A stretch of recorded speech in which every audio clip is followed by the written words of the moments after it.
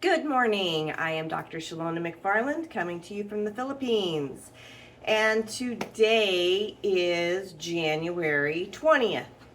So, today I was going to talk to you about clean eating, shifting from grains to no grains. And this is something that really isn't that hard to do.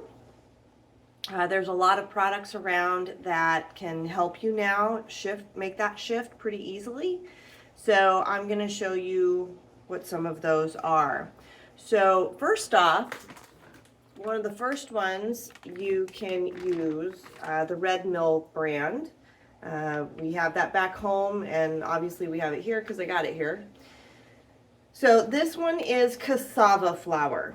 So if you want to get off grains, there are a lot of substitutes available now. So I know here in the Philippines, rice is like their staple. They use it for breakfast, lunch, dinner, snacks, everything. And it's so bad for us. And especially the rice they're eating here. But what you can do for rice is there's cauliflower rice. So you can take cauliflower and grind it up and cook it, and it essentially cooks just like rice. Quinoa is okay. It's still a grain, but it's an okay grain that you can use instead of rice if you think you have to have rice. And I saw something the other day too that you can grind up that's a vegetable, like zucchini rice or something like that. But there's other alternatives available.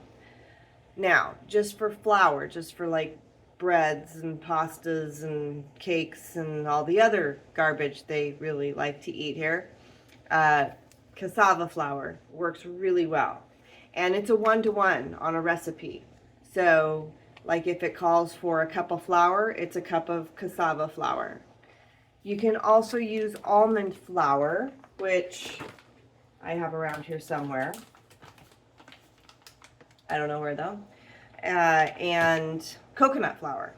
Coconut flour is not 1-to-1. Almond and cassava are 1-to-1 ratio. So again, 1 cup of flour, 1 cup of almond flour, 1 cup of cassava flour. You can do a mixture of cassava and almond, and that works really nice as well.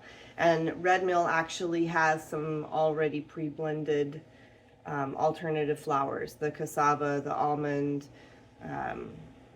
might have a little bit of coconut flour in it, but coconut flour just works a lot different. So basically, if you want to make a cake that calls for 4 cups of flour, you might need 1/4 cup of coconut flour and 5 eggs. So you make up for it with the eggs with coconut flour, but coconut flour really expands. So keep that in mind. The other brand is the Birch Benders. Excuse me. This is a really good brand. Yes, these are pancakes. Yes, they are grain-free. This is made with cassava and almond flour. And so, I mean, you cook it up just like the exact same way you would do any pancake. This is what my kids grew up on. They never knew the difference. They loved our pancakes. So they would ask for pancakes often.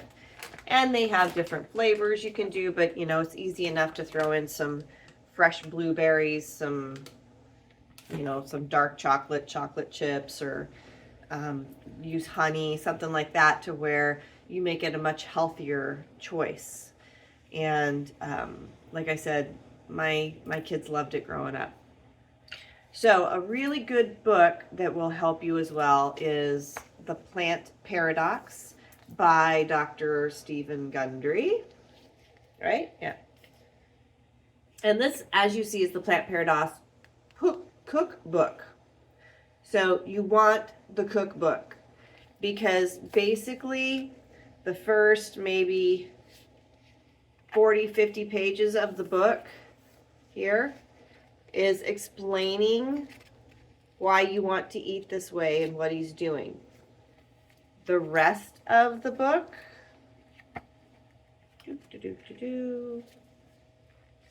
Our recipes. And really, really good recipes. Like one of my favorites, let's see. Well, there's really good like soups. Trying to figure out what I did with it. Oh, here's caramelized onion and Gruyere quiche, Ralph's breakfast scramble. I'm trying to find the cheesy bread. It's really good. It's my favorite, actually. Garlic and walnut stuffed mushrooms, grain-free crackers, buffalo cauliflower. So there's lots of different things you can do, and I've been posting a few recipes as well. Chicken and vegetable miracle rice soup.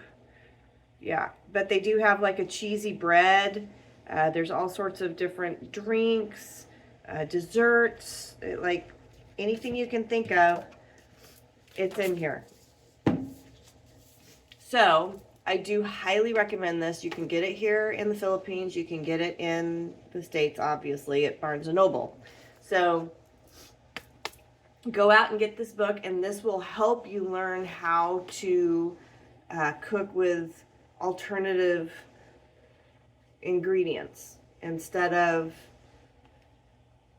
the grain-based flours. So this is an easy way to help you get off grains. If you want to really make a major shift in your health and your achiness and your joint discomfort, get off grains.